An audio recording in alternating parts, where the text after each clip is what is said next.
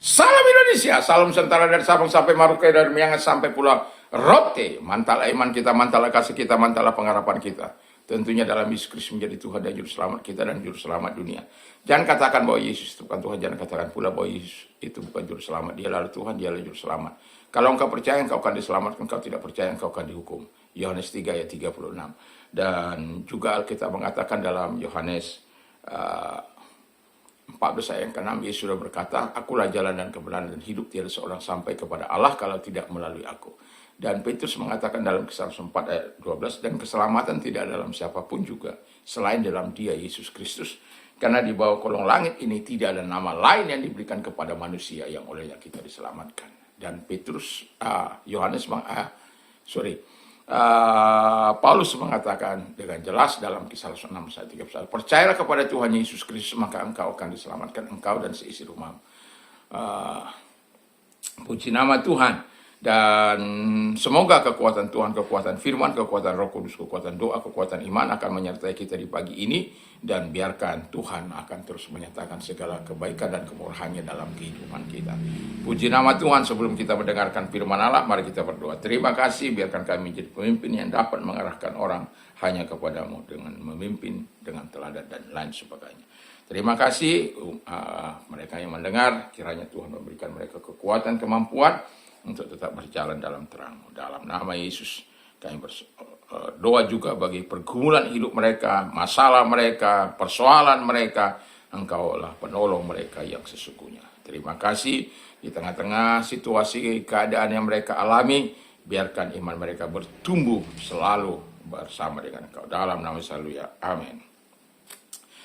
Saya akan membacakan Markus 10 ayat 43 dan 45 dan sampai 45. Tidak demikian di antara kamu, barang siapa ingin menjadi besar di antara kamu, hendaklah ia menjadi pelayanmu. Barang siapa ingin menjadi terkemuka di antara kamu, hendaklah ia menjadi hamba untuk semuanya. Karena anak manusia juga datang bukan untuk dilayani, melainkan untuk melayani dan untuk memberikan nyawanya menjadi tebusan bagi banyak orang. Puji nama Tuhan. Dan kita sebagai orang yang percaya, sebagai pemimpin, dikatakan kalau mau jadi yang terbesar, dia harus menjadi pelayan. Dan kalau mau yang terkemuka, dia harus menjadi hamba. Sesuatu yang sangat luar biasa. Artinya apa? Jadi dalam kepemimpinan yang sudah saya katakan kepada kita kemarin, bahwa kepemimpinan itu adalah seni atau kemampuan untuk mempengaruhi, membimbing, mengarahkan, dan menggerakkan orang lain agar bekerja sama mencapai tujuan yang baik dan benar. Jadi dalam iman kekristenan itu bahwa seorang kepemimpinan itu bagi seorang percaya sangatlah penting. Arti kepemimpinan yang sesungguhnya yaitu bahwa pemimpin yang baik itu harus mampu membawa orang lain semakin dekat dengan Tuhan. Jadi dia harus bisa membawa orang-orang yang dipimpinnya semakin dekat kepada Tuhan. Dan saya sudah mengatakan bahwa kepemimpinan itu harus dengan teladan. Jadi supaya apa? Bahwa kita yang berada di dalam situasi ini, kita harus menyadari bahwa Tuhan itu mau kita melakukan yang terbaik. Jadi kita harus menjadi teladan dalam perkataan, dalam perbuatan, dalam tindakan.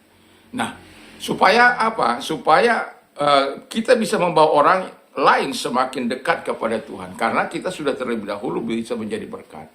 Dan ini penting bagi kita sebagai seorang pemimpin untuk hidup senantiasa bersama dengan Tuhan. Jadi bukan hanya kita menunjukkan teladan, tetapi kita juga menunjukkan perbuatan-perbuatan yang diharapkan bisa mempengaruhi orang lain. Kalau kita mengatakan supaya rajin berdoa, kita rajinlah berdoa. Kita menolong orang, rajinlah menolong orang, dan lain sebagainya.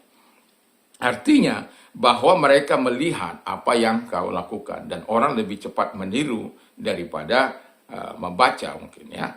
Dan saya walaupun dominan saya di telinga, tetapi saya kalau melihat itu istilahnya orang memberikan contoh satu kali, itu akan dengan mudah saya bisa mengikutinya. Dan Artinya apa yang mau saya katakan? Bahwa ketika kita sebagai pemimpin, kita harus mampu membawa orang lain semakin dekat kepada Tuhan. Artinya sebelum kita mendekatkan diri, mendekatkan orang lain kepada Tuhan, kita sudah terlebih dahulu mengalami proses itu. Itu yang saya katakan, supaya kita proses yang kita alami itu akan membawa orang-orang lain juga. Oh, kalau bapak saya, mama saya, abang-abang saya, semuanya melakukan ini, dan saya juga sebagai anak atau sebagai adik, sebagai kakak, atau bukan sebagai bawahan, sebagai pemimpin atasan saya begitu luar biasa, dan itu yang diharapkan dalam kepemimpinan sebagai orang Kristen. Dan kepemimpinan ini bukan hanya bisa diterapkan di tengah-tengah gereja atau di mana di lingkungan keluarga, tetapi di tengah-tengah bangsa ini juga, seperti contoh bagaimana Ibu Shirley menerapkan prinsip-prinsip kebenaran itu di dalam kehidupannya, dan mengejawantakan kebenaran firman Allah itu dalam tindakannya sehari-hari. Itulah sebabnya masyarakat, bukan berarti tidak ada yang tidak setuju, tetapi masyarakat cenderung untuk membela, cenderung karena apa? Dia betul-betul bisa melakukan apa yang dijanjikannya, sehingga masyarakat itu percaya kepada dia. Nah, yang kedua, melayani bukan dilayani, ya. Jadi pemimpin itu melayani, jadi bukan untuk dilayani. Kan pemimpin dunia kan itu bukan melayani, tapi dilayani. Dan itu sebabnya asal Bapak senang, itu sudah puas. Tetapi kalau pemimpin itu seorang pemimpin yang melayani bukan dilayani, itu akan berbeda hasilnya. Karena orang yang pemimpin yang mau dilayani itu asal laporannya bagus, Bapak senang, ya. Yang penting ya kamu baik-baik aja berjalan. Tapi walaupun itu tipu-tipu laporan semua, itu bagi dia nggak ada masalah. Yang penting telinga saya mendengarkan yang baik. Tapi kenyataan di lapangan, satu contoh, kita sudah lihat bagaimana Aceh. Laporannya begitu baik, begitu indah. Semua udah ada di rumah-rumah. Tapi kenyataannya sampai hari ini masih ada mereka yang tinggal di tenda-tenda. Apa yang salah dengan bangsa ini? Sementara ratusan miliar untuk membeli sapi untuk korban. Bukan kita anti itu, tapi ada orang yang lebih menderita, orang-orang yang susah, yang dengan 100 miliar itu mungkin bisa membangunkan mereka hunian sementara. Huntara itu. Tapi haruskah mereka harus mengalami penderitaan yang begitu luar biasa itu?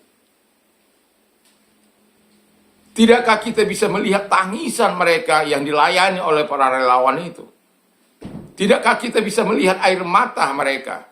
Tidakkah kita bisa melihat penderitaan mereka? Negara harus hadir.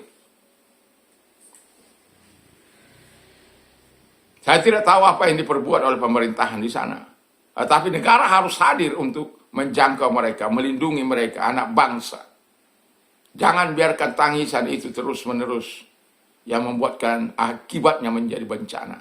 Karena firman Allah katakan, Tuhan memperhatikan cerita orang miskin itu. Dan biar kita sebagai pemimpin bisa membawa orang-orang melayani, bukan untuk dilayani. Jangan ABS, asal Bapak senang, atau kalau ibu yang memimpin, asal ibu senang, ais. Jangan. Tapi kita menjadi pemimpin itu harus bisa melayani, bukan untuk dilayani. Itu sebabnya kalau ingin menjadi besar, kata firman Allah, dia harus menjadi pelayan. Kalau ingin terkemuka, dia harus menjadi pelayan, harus menjadi hamba. Artinya apa? Betul-betul seorang pemimpin itu ada di pihak yang bawah. Saya katakan ketika dia pemimpin dalam pemilihan, dia ada di tingkat paling atas. Jadi segitiga itu, ya, dia ada di atas. Tapi setelah dia memimpin, yang di atas ini akan turun ke bawah, yang di atas itu rakyat. Karena apa? Dia harus menopang rakyat, dia harus membantu rakyat, dia harus memberikan. Karena dia sudah naik terlebih dahulu ke atas. Dan itu sebabnya dia turun ke segitiga di bawah, Itu dia artinya dia melayani, bukan untuk dilayani. Itu sesuatu pemimpin yang hebat. Yang kedua kata firman Allah adalah menjadi teladan dalam hidup, perbuatan, tingkah laku. Dalam dalam 1 Timotius 4 ayat yang kedua dikatakan, tetapi hendaklah engkau menjadi teladan. Janganlah seseorang menganggap engkau rendah karena engkau muda, tapi jadilah teladan dalam perkataan, dalam perbuatan, dalam tingkah lakumu, dalam imanmu, dalam kasihmu, dalam kesucianmu. Jadi ini yang mau saya tekankan adalah, saya tidak akan mengupas satu-satu, tapi kita harus menjadi berkat dalam perkataan, dalam perbuatan, dalam tingkah laku kita. Karena kita seorang pemimpin yang terus disorot, yang terus diperhatikan. Kadang-kala memang pemimpin itu seperti tong sampah, tempat mereka melemparkan unek-unek kita. Kita sudah melihat ada yang nggak punya rumah datang, gubernurnya datang, Bu, saya nggak punya rumah saya ini gini-gini. Lalu datang Bu Gubernur, oh ya, nanti kita bantu. Dan bukan nanti kita bantu, enggak, nantinya itu kapan, enggak, bukan begitu. Tapi dia betul laku sekarang. Panggil itu yang berkepentingan dan ukur, dan dia berikan anggaran misalnya 75 juta satu rumah. Jangan sampai kurang-kurangi ya. Karena ada di situ yang pada akhirnya penerimaannya tidak beres, akhirnya dia diganti. Karena dia bilang harus menyelesaikan masalah, bukan menambah masalah. Jadi, atau orang yang tidak punya lahan, tapi mau bekerja, diberikan lahan. Itu sesuatu artinya menjawab sesuai dengan kebutuhan mereka. Jadi, pemimpin itu, dia harus menjadi teladan. Ketika dia berkata untuk mensejahterakan, seperti ibu ini, atau Pak Aing, dia harus lakukan, dan itu dilakukan oleh mereka. Karena apa? Mereka ingin menjadi teladan dan memberikan api kepada orang-orang lain yang sama-sama menjadi pemimpin di sebuah daerah atau provinsi, sehingga mereka melakukan sebagaimana yang dilakukan oleh mereka ini. Itulah sebabnya dalam kepemimpinan itu bagi orang percaya sangat-sangat vital. Karena yang pertama saya katakan tadi, harus membawa orang lain semakin dekat kepada Tuhan. Dia melayani bukan untuk dilayani. Jadi menjadi teladan dan hidup di dalam perkataan dan perbuatan bisa menjadi teladan. Dan semoga kita menjadi pemimpin-pemimpin yang diberkati oleh Tuhan, pemimpin-pemimpin yang dapat mempengaruhi orang lain, membawa orang lain untuk lebih dekat kepada Tuhan, dan kita memberikan teladan, menjadi contoh supaya kita dapat ditiru orang-orang yang kita pimpin. Kiranya Tuhan Yesus memberkati kita, dan kepemimpinan ini bukan hanya di gereja, di sekolah, di rumah yang saya katakan, paling sering saya katakan, di rumah itu kita paling sulit untuk bersandiwara, karena kita tidak bisa bersandiwara di rumah. Ya, kita hidup real, dan itu sebabnya sebelum kita menjadi terang, jadi berkat di luar sana, kita harus bisa menjadi berkat di keluarga kita sendiri. Sehingga keluarga kita bukan menjadi batu contohan, sama seperti anak Imam Eli, Hofni dan Phinehas, dan sama dengan Samuel, yang dimana anak-anaknya tidak melakukan sebagaimana yang diharapkan, karena mereka melakukan yang tidak baik, sehingga membawa celah kepada keluarga, di mana Yoel dan Abia itu melakukan apa yang tidak baik. Dan semoga kita sebagai pemimpin-pemimpin, kita bisa menjadi terang bagi keluarga kita, bisa menjadi terang bagi, kalau pemimpin gereja bisa menjadi jemaat, menjadi bertumbuh, dan di tengah-tengah masyarakat bisa melihat pengharapan yang ada di tengah-tengah gereja. Dan saya sebagai saya katakan dalam visi pribadi saya, atau visi itu menjadi bapak rohani bagi semua orang, dan bukan hanya bagi anak-anak saya, tetapi saya harus bisa juga melihat anak-anak saya itu menjadi kuat di dalam Tuhan, sehingga tidak menjadi batu sentuhan. Karena firman Allah katakan seorang pemimpin rohani itu harus dapat juga membina keluarganya. Dan bagi jemaat itu bisa menjadi mereka bertumbuh dalam iman kepada Tuhan. Dan bagi masyarakat mereka bisa melihat adanya percikan. Seperti yang saya katakan, mereka bisa mengambil air di rumah saya 24 jam. Ya. Jadi mereka bisa melakukan itu. Dan artinya bahwa kita harus memberikan dampak. Dampak yang baik secara sosial, baik dampak secara rohani, sehingga kita bisa menjadi berkat yang membawa terang di bangsa ini dan menjadi garam di bangsa ini.